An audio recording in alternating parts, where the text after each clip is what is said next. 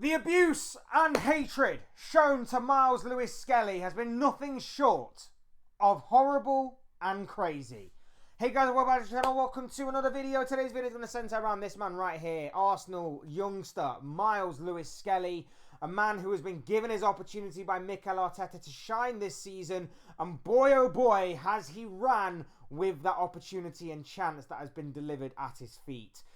The 18-year-old has turned in a number of good and consistent performances for Arsenal since breaking onto the scene at a senior squad level. So much so that he has been granted and warranted and earned an England call-up to the senior squad, where Thomas Tuchel is set to take charge of his first England game as the Three Lions boss tonight against Albania.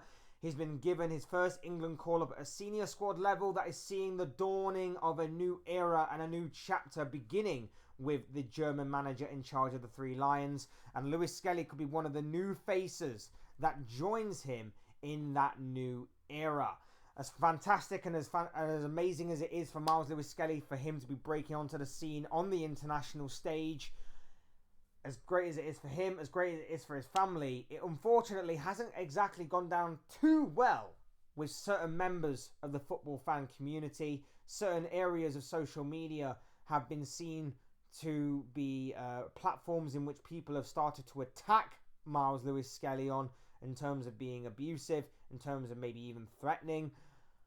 It's been horrendous. It's been horrible to watch unfold. But of course, we need to talk about this. We need to address this. Because it definitely needs calling out as being horrendous and horrific. Before we get into all of that, though, I would like to remind you all to please like the video and also subscribe if you're new. Both things always and forever be greatly appreciated. And I also want to gauge your thoughts, comments, opinions, predictions, feelings, whatever you want to call it on this conversation. I know it is a very delicate and sensitive topic to talk about, especially with what we are going to be diving into.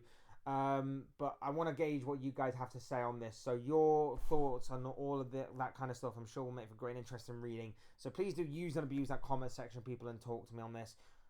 Would love to know what you guys have to say. But without further ado, we're going to get on with the conversation ourselves and talk about the abuse that Myles Lewis-Skelly has suffered this season.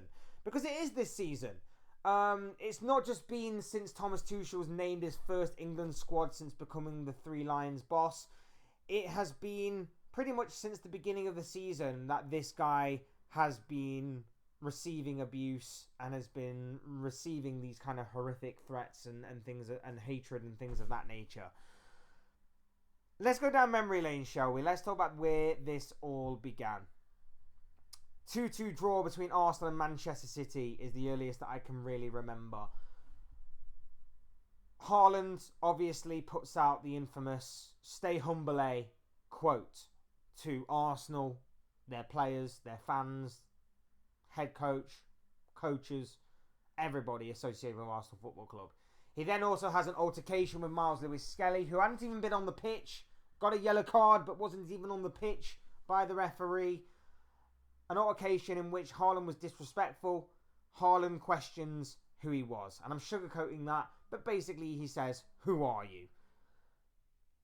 We now know who Myles Lewis-Skelly is. I think before that game, I don't think a lot of us really knew, outside of the Arsenal fan base that is, who this kid was. And now we do know, because like I say, he has been given an opportunity by Mikel Arteta, and he has ran with the opportunity, turning in a number of good and consistent performances since that day, and has really burst onto the scene this season, making a big name for himself in the Premier League. It went up a whole new level, though, in the revenge game. Arsenal against Man City, the reverse fixture. Arsenal wiped the floor with City, winning by 5-1. Myles Lewis-Skelly scores the third goal in that game and proceeds to celebrate by stealing the trademark celebration of Erling Haaland in what was a brilliant show of personality, charisma, and confidence from a young 18-year-old kid who several months ago was disrespected by the very man who he stole the celebration off. The celebration police in days afterwards were out in full force. The mainstream media was seemingly targeting Myles Lewis-Skelly, and social media fans were jumping on that bandwagon of, not the mainstream media, I wouldn't say were hurling abuse at him, but but they sort of instigated it. They were basically saying that this is what Haaland was on about. Stay humble, stay in your lane, calm down. You've won nothing yet. What a trophy to win one game of football.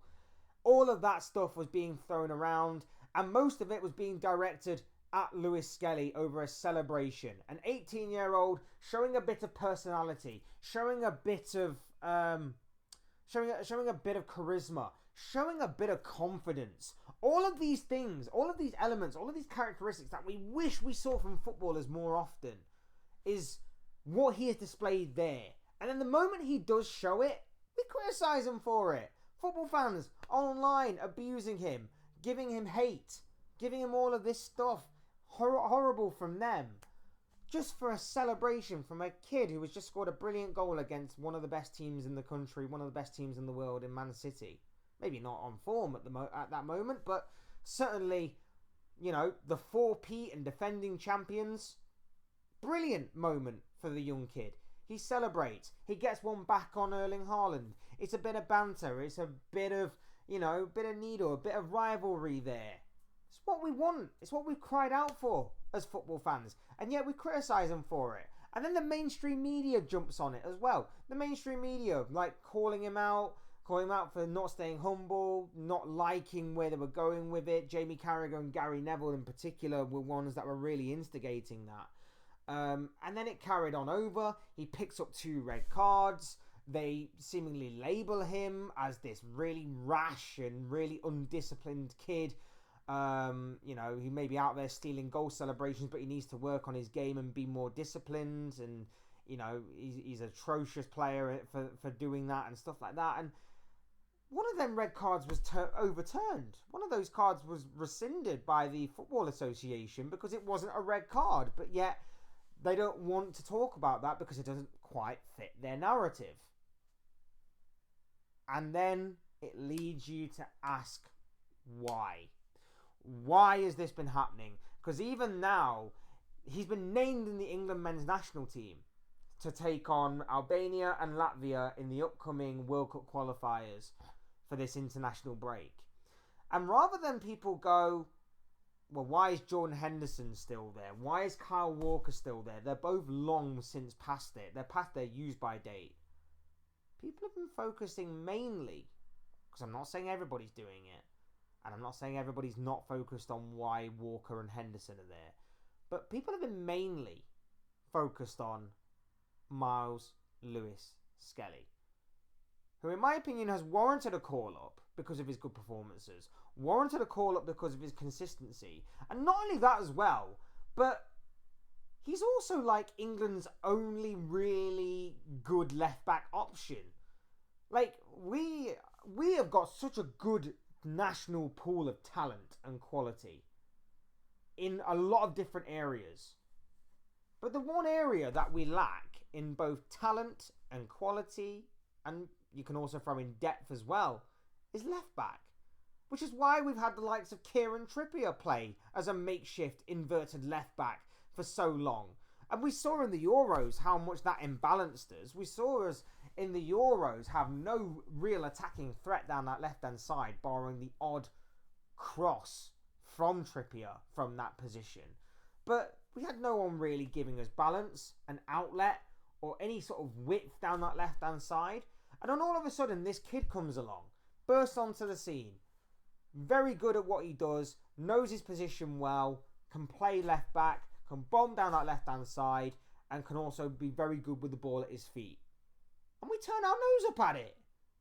We criticise Gareth Southgate for square pegs and round holes by putting the likes of Trippier at left-back. Then we get a more natural-based left-back, and all of a sudden, nah, don't like it.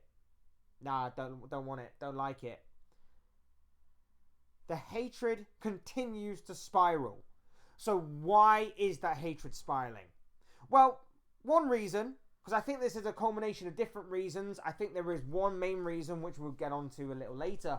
But one of the reasons, I think, is because he plays for Arsenal. I think Arsenal have rattled so many fans in recent years. And, you know, there are certain corners of the Arsenal fan base that I personally don't like, and I have called out myself. But I think for the most part, Arsenal Football Club is a side that and a club that has and a fan base which has rattled a lot of rival fans in recent years, that anything good to come out of Arsenal is instantly shot down and played down and watered down by these rival fans that claim that it's not actually as good as what they're saying, it's not that great, and they shouldn't be that hyped up about it because they've done nothing to warrant that kind of adoration, that kind of praise, that kind of excitement and optimism. A lot of people see it that way. So I think that is part of the reason. I also think what's part of the reason is jealousy. This 18-year-old kid is right now living the dream. He's playing football at a senior squad level. He's making a lot of money. He has turned his dream of playing a hobby for work into a reality. And a lot of us can't handle that. A lot of fans can't handle that. And that's why they give these players abuse. I've talked about this kind of thing happening to the likes of Darwin Núñez in the past, which is why I feel like it is important that, again, I talk about it, or I try and be consistent as I can with talking about these kinds of issues. I talked about Darwin Núñez in the past. There is a fine line between being critical and being abusive. Being critical as a football fan, you have every right to be. Being abusive, though, is what fans don't seem to understand, or if they do, they're doing it on purpose. There's a fine line between those two things, and certain football fans cross that line completely into an area where they are just being abusive to either the player themselves, their friends, their family, whoever it may be. And that is completely wrong. It's horrendous. It's horrific. We should not be seeing that in any form of society, let alone especially in the world itself, but like in football as well, in this context. Should not be seen at all. Abuse and stuff like that. Abuse and hatred and stuff like that. You can dislike a player, 100%. You can dislike a player the way that he plays, maybe the way he talks, maybe the way he carries himself. There's nothing wrong with necessarily that. But going on this tirade of abuse, that is wrong. Going on a tirade of abuse just because you are either jealous or you don't like Arsenal, so you indirectly hurt Arsenal by going through one of their players that represents them. That both of those things are just stupid, petty, and ridiculous in my personal opinion. I don't understand it, but there are certain people in their fan base that do. If you don't like Lewis-Skelly because of the way that he plays, fine, fair enough. If you don't like Lewis-Skelly because of the way that maybe he may, I don't know, may irritate you. I can understand why certain Man City fans don't like him for rattling them when they beat them 5-1, stealing Haaland's celebration. I can somewhat understand that on some level. But to be abusive, to be completely hating on a guy just because he's living his dream, living his best life, speaks a lot more about the person giving the abuse than the one who's taking it. 100% in my honest opinion. And then you've got the big factor. And it's one that is obviously seemingly in everybody's faces when it comes to this kind of thing. But one that can not necessarily be completely proven unless, of course, someone does come out with specific words and phrases that will signal that this is an element of this story. And that is racism.